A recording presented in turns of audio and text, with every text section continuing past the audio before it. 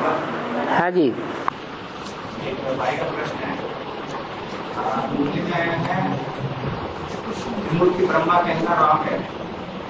तो त्रिमूर्ति के चित्र में त्रिमूर्ति में तीनों मूर्तियों के जो चेहरे पर ब्रह्मा का चेहरा डाला गया।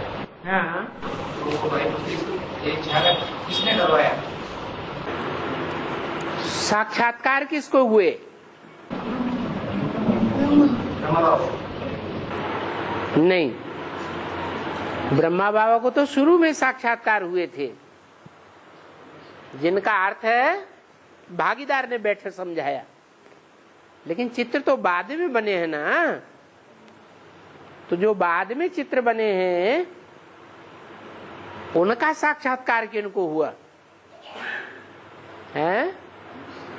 संदेशियों को हुआ। और संदेशियां बार बार साक्षात्कार करती गई और बाबा उसको करेक्ट करते गए।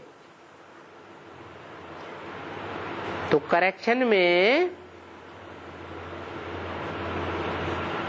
कुछ बात छूट जाएगी या नहीं छूट जाएगी? छूट सकती है या नहीं छूट सकती है? अरे उस समय बाबा बेसिक ज्ञान में थे कि ब्रह्मा बाबा एडवांस ज्ञान में थे? बेसिक में थे। तो बेसिक के अनुसार तो वो चित्र ठीक है। वो ब्रह्मा कुमारियां अभी भी कहती हैं ब्रह्मा ही विष्णु बनता है, ब्रह्मा ही शंकर बनता है। उनके हिसाब से, अधूरे ज्ञान के हिसाब से ठीक थे। लेकिन जो एडवांस ज्ञान निकलता है वो एडवांस ज्ञान चित्रों के आधार पर है या मुरलियों के आधार पर है? मुरलियों के आधार पर है। तो मुरलियों में ये बात आई है क्या? ये त्रिमूर्ति का चित्र एक्यूरेट नहीं है, यथार्थ नहीं है। मना जो अर्थ है त्रिमूर्ति, तीन मूर्तियां। अगर एक ही मूर्ति तीनों जगह रखी जाए तो तीन मूर्तियां कहेंगे? नहीं कहेंगे। तो ये चित्र यथार्थ नहीं है। तुम बच्चों को त्रिमूर्ति का यथार्थ चित्र निकालना चाहिए। ब्रह्मा अर्थ क्या? बड़ी मां, जगदम्बा। विष्णु, नो विष शैतान। क्या? कैसे पता चले कि इसमें विषय विकार नहीं है? चित्र दिया हुआ है। चित्र में क्या दिखाते हैं? विष्णु के चित्र में सर्प सर्पणियों की शैया पर लेटा हुआ है और उसे कोई फर्क नहीं पड़ रहा है। फर्क पड़ता है? नहीं। विषय विकार है। जिसमें विषय विकार होंगे वो सर्प सर्पणियों के बीच में घबरा जाएगा अकेला। और विष्णु तो घबराता ही नहीं। जत्था का जत्था सर्प सर्पणियों का पड़ा हुआ है, घबराता है? नहीं। अरे सारे ही सर्प सर्पणियां हैं कि कोई नहीं है? हैं? उनके बीच में मजे से रहता है कि रोता पीटता है, हमको ये होता है, हमको वो होता है। तो विष्णु को चित्र अलग है। फिर शंकर वो तो बिल्कुल ही अलग है।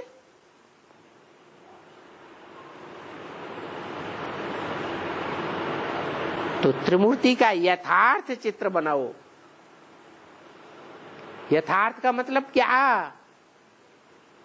जैसा प्रैक्टिकल में तीनों मूर्तियों का पार्ट है ऐसा चित्र बनाओ।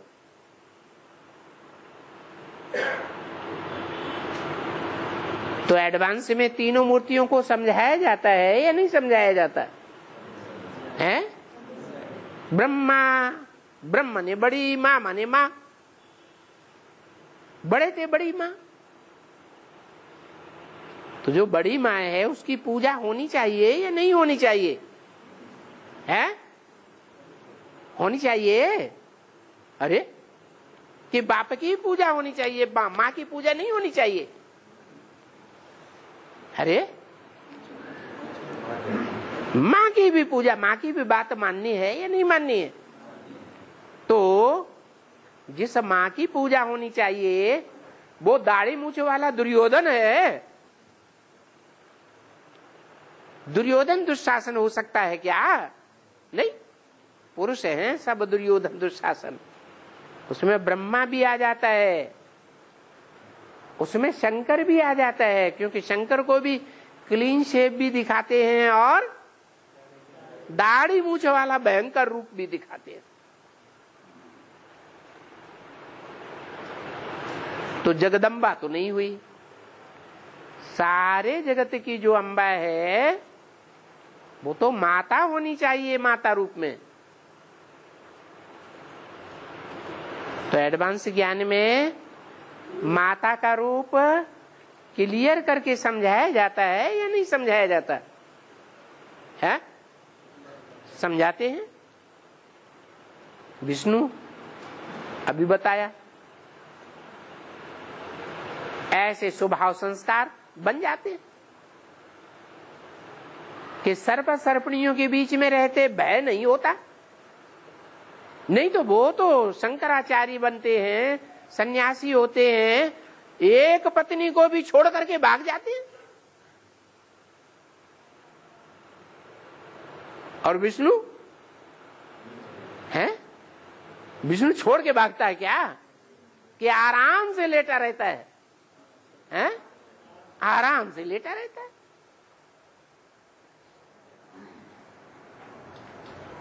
तो वो भी पार्ट दिखाई दिया जिसमें विषय विकार होंगे तो उसका चरित्र अलग होगा। विषय विकार ही नहीं होंगे तो कोई भय की बात है ही नहीं। फिर शंकर का अर्थ क्या है?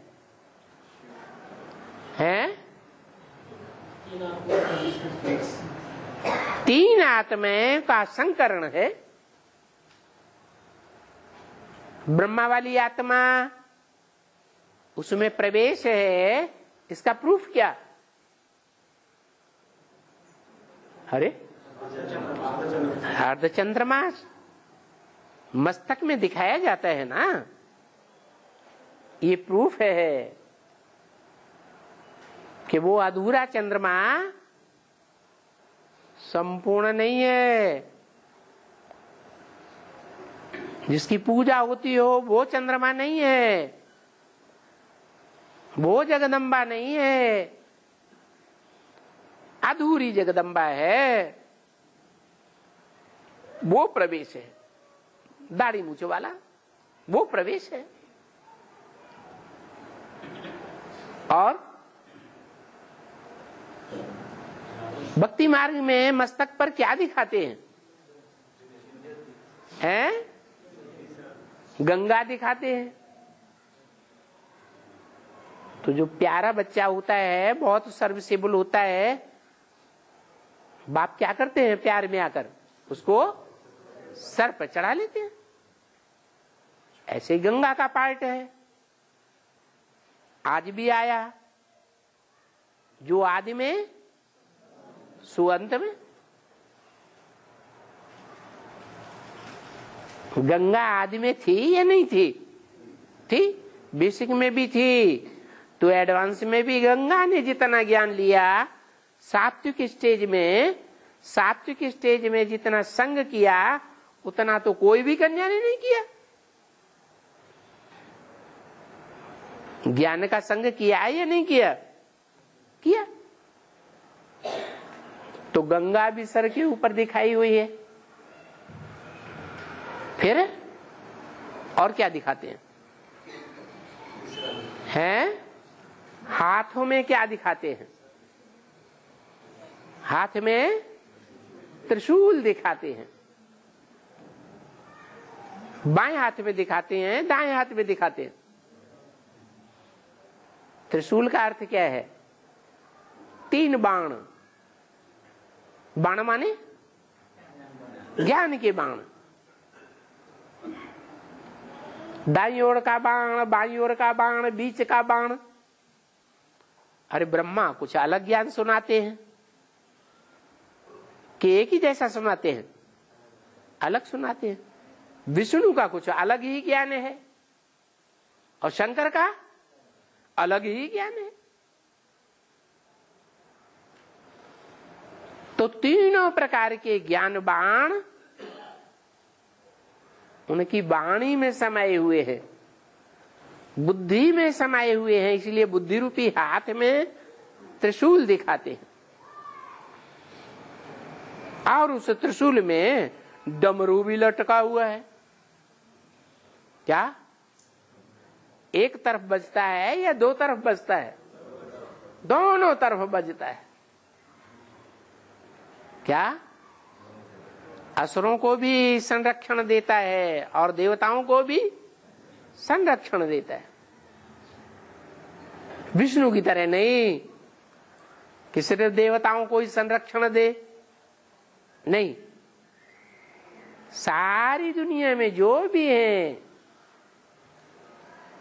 सब आत्माएं परमपिता परमात्मा की संतान है।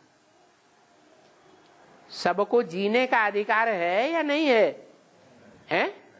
सबको जीने का अधिकार है।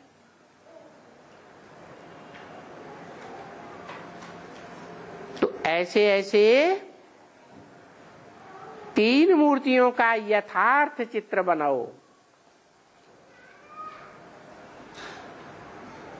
जैसा अर्थ है, जैसा प्रैक्टिकल में है, वैसा समझाओ तो लोग समझें कि इन तीन मूर्तियों रूपी कपड़ों ने विश्व विजय करके दिखलाई। वो तो भक्ति मार्ग वाले गाते रहते हैं, विश्व विजय करके दिखलावे तब होवे प्रणपूर्ण हमारा, झंडा ऊंचा रहे हमारा। और कपड़े का झंडा ऊंचा कर देते हैं। और कपड़े का झंडा विश्व विजय करेगा है? ये तो शरीर रूपी तीन वस्त्रों की बात है। वो तीन वस्त्र एक जैसे रंग के नहीं हैं, अलग अलग रंग भरे हुए हैं। ब्रह्मा को हरा रंग दिखाया। कहते हैं श्रावण में जो अंधा होता है उसको सारी जिंदगी क्या दिखाई पड़ता है? चारों ओर हरियाली हरियाली दिखाई पड़ती है। ऐसे ही यज्ञ के आदि में जो गीता ज्ञान की सच्ची सच्ची बरसात हुई थी, रिमझिम हुई थी गीता ज्ञान की। पहले ज्ञान सतो प्रधान होता है या तमो प्रधान होता है? सतो प्रधान ज्ञान होता है। तो उस रिमझिम में ब्रह्मा बाबा अंधे हो गए। अंधे हो गए या बाप को पहचाना? अंधे हो गए, नहीं पहचाना। उन्हें सब बच्चों में हरा ही हरा दिखाई पड़ता था। सब बच्चे हरे हरे हरे भरे दिखाई पड़ रहे थे, लेकिन थे क्या? नहीं। तो ब्रह्मा को हरा रंग दिखाते हैं,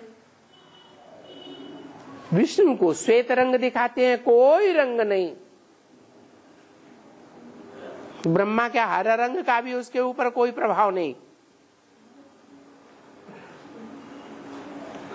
शंकर के लाल रंग का भी कोई प्रभाव नहीं। लाल रंग किस बात का सूचक है? क्रांति, क्रोध का। क्रोध आता है तो आंखें और मुख कैसा हो जाता है? लाल लाल हो जाता है। तो विष्णु को कोई रंग काम नहीं करता। जो सतयुग में होने वाले 7 नारायण हैं,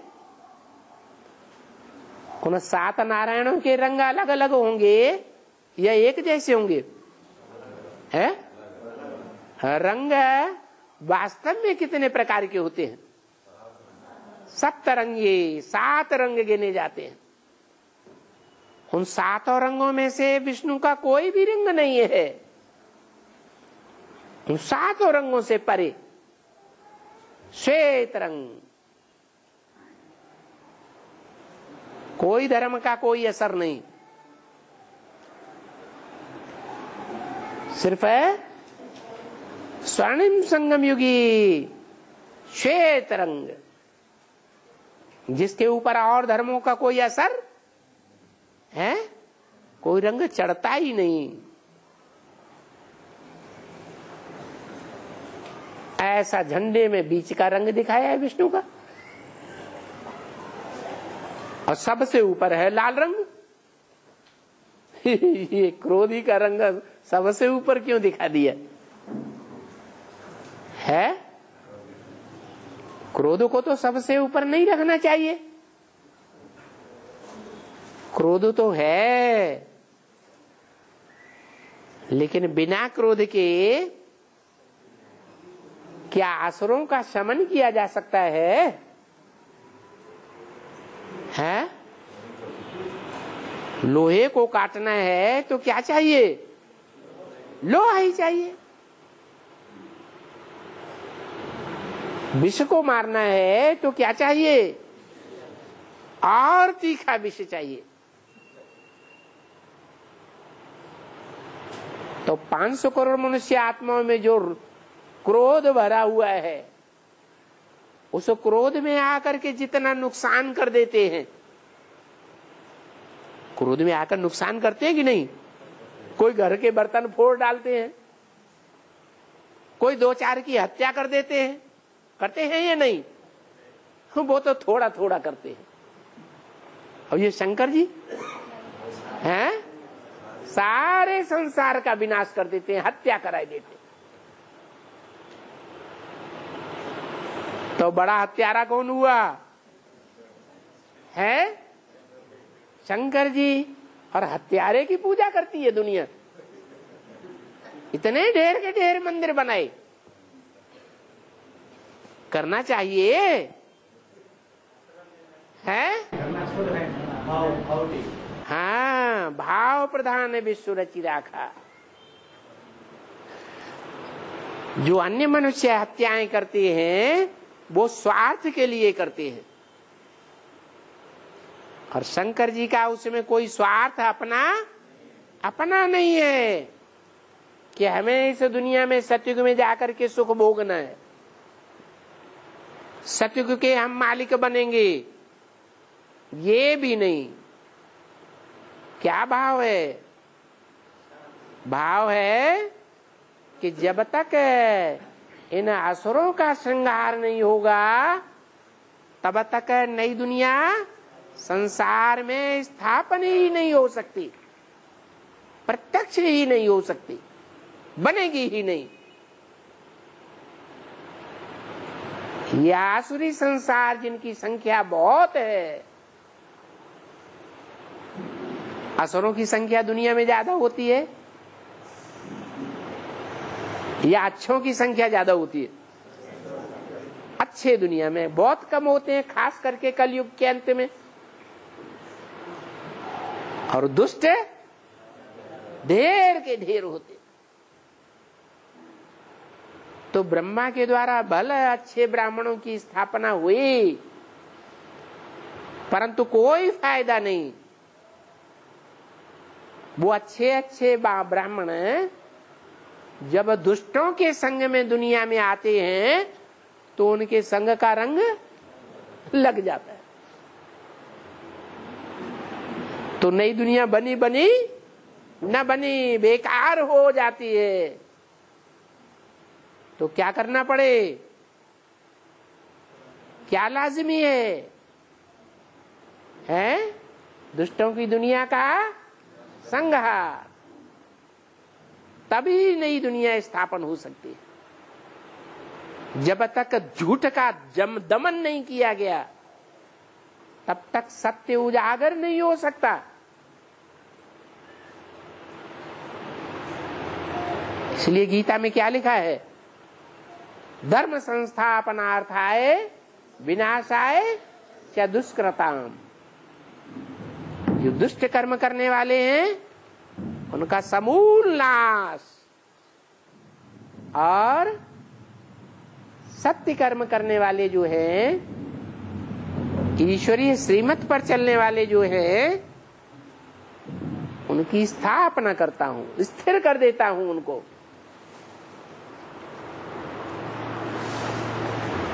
और